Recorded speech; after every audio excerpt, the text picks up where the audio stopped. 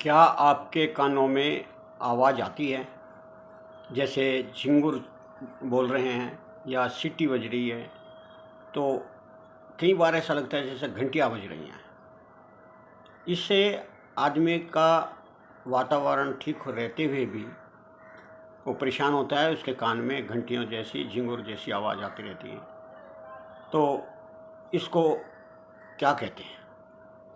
Allopathic में इसको टिटिनस बोलते हैं और आयुर्वेद में इसको कर्णनाद बोलते हैं।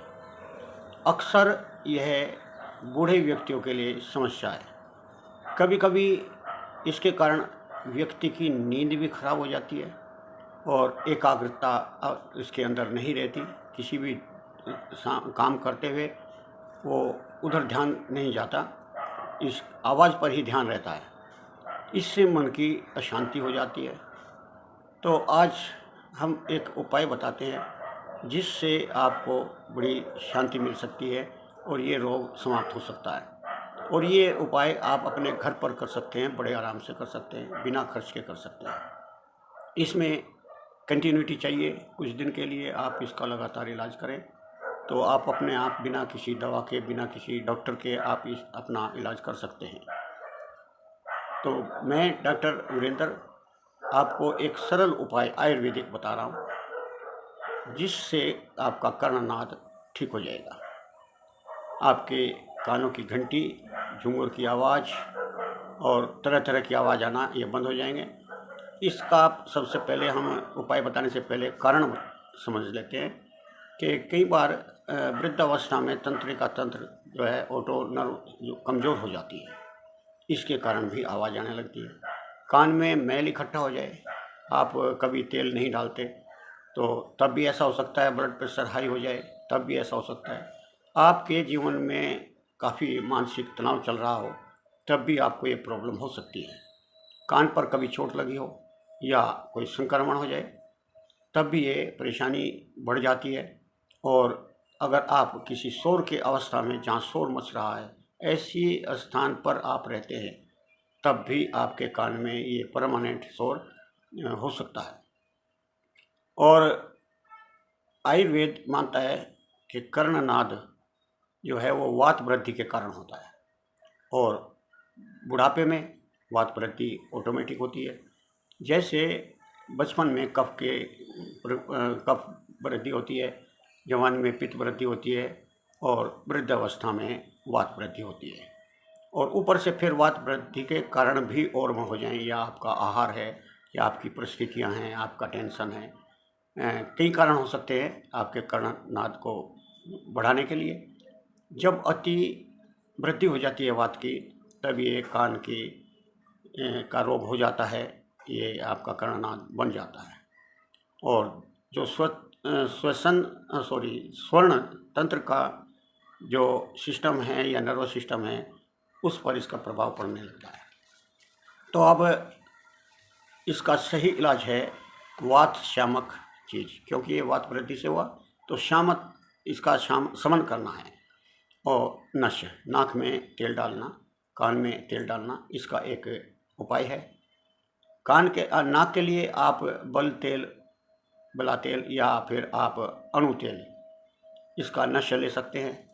इसके लिए आप किसी जगह पर लेट करके अपनी नाक में 2 या 3 बूंद इसमें नाक की नासिका में डालें और फिर गर्दन को पीछे की तरफ थोड़ा सा झुका करके रखें। 2 मिनट तक गहरी गहरी सांस लें। फिर उसके बाद आप गर्म पानी से गरारे कर लें। आप क्योंकि कई बार जो दोष है वो गले में आता है और आपको परेशानी होती है, तेल भी गले में आ जाता है तो उससे फिर आप परेशानी महसूस करते हैं। तो गर्म पानी से गरारे करने से आपका ये कर्णनाद कुछ दिन तक इस प्रकार से करने से आपको ये ठीक हो जाएगा। गर्दन से ऊपर जितने भी रोग होते हैं, कान के, नाक के, बालों के, सिर में दर्द रहना, तो इसे नश लेने से, यानी कि नाक में तेल डालने से आपके ऊपर के, सिर से ऊपर जितने भी संस्थान हैं, सिस्टम हैं, उनको सबको पोषण मिलता है। इसके अतिरिक्त आप तेज़ आवाज़ से बचें, कान में उंगली न डालें और हाई बीपी का इंतज़ाम करें, या तनाव कोई है या नींद नहीं आती है उसकी आप चिकित्सा करें। और कर्णनाद के लिए आप कुछ चीज़ें आयुर्वेदिक चीज़ ले सकते हैं। एक बला आती है, खरेटी भी बोलते हैं इसको, और हरड़ है, गिलोय है, ब्रह्मी है, अश्वगंधा है, शंखपुष्पी हैं। इनका कोई भी 2 चीज़ आप लें, लगातार इसका इस्तेमाल करें, या सभी चीज़ मिल जाएँ तो इनका चूर्ण बना करके रख लें, 1 चम्मच सवेरे 1 शाम खाएँ। इससे काफ़ी आराम मिलेगा आपको। और आयुर्वेद की दवा में आपको सारी वादी बटी आती है, लेकिन जो आयुर्वेद की दवा आती हैं या कोई भी दवा आप लें तो उससे पहले आप अपने चिकित्सक से सलाह जरूर कर लें। और सारी वादी बटी है, चंद्रप्रभा बटी है और शिलाजीत रसायन है, इस प्रकार से इनको आप खा सकते हैं। ये विधि आप ये जो दवाइयाँ हैं वो खाएंगे, अपने चिकित्सक से सलाह लेकर ही खाएंगे। आप प्राणायाम करें, प्राणायाम से भी काफ़ी आराम मिलता है और प्राणायाम करना चाहिए, ये जीवन के लिए बहुत ही अच्छी चीज़ है। और कान में आप लहसुन का तेल, यानी कि थोड़ा सा तेल लें, उसमें लहसुन की 2-3 कलियाँ कूट करके डाल लें, उसका तेल बना करके रख लें, कान में वो डालें। और इसमें आप जटामासी, थोड़ा सा सुगंधा चूर्ण डाल सकते हैं। जब वो पक जाए तो एक शीशी में, कंच की शीशी में रखें, 2-3 बूंद आप अपने कान में डालें।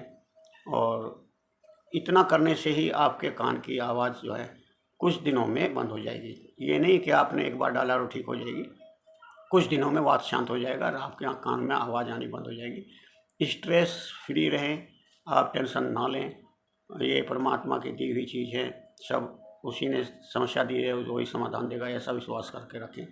और कॉफ़ी, चाय और शराब ये आप ना लें, क्योंकि इससे आपका बीपी बढ़ सकता है। बीपी बढ़ करके फिर कान में आपको आवाज़ ज़्यादा आ सकती है। तो इस तरीके से अगर आप उपाय करते हैं तो आपका टेटिनस ठीक हो सकता है। और मैं उम्मीद करता हूँ ये वीडियो आपको पसंद आई होगी। तो अगर आपको पसंद आई है तो आप कमेंट में ज़रूर लिखें, और आपको कैसी वीडियो चाहिए वो भी मुझे कमेंट में सजेशन दें। और इस पसंद है तो आप लाइक करें, अपने दोस्तों में शेयर करें, और जितने भी कान के परेशान हैं उनको तो ज़रूर आप ये वीडियो शेयर करें, क्योंकि ये सस्ते में ही अपने घर पर ही सभी ठीक हो सकते हैं, आपको पुण्य मिलेगा। मेरे चैनल को सब्सक्राइब करें और आगे बने रहें मेरे साथ। धन्यवाद, नमस्कार।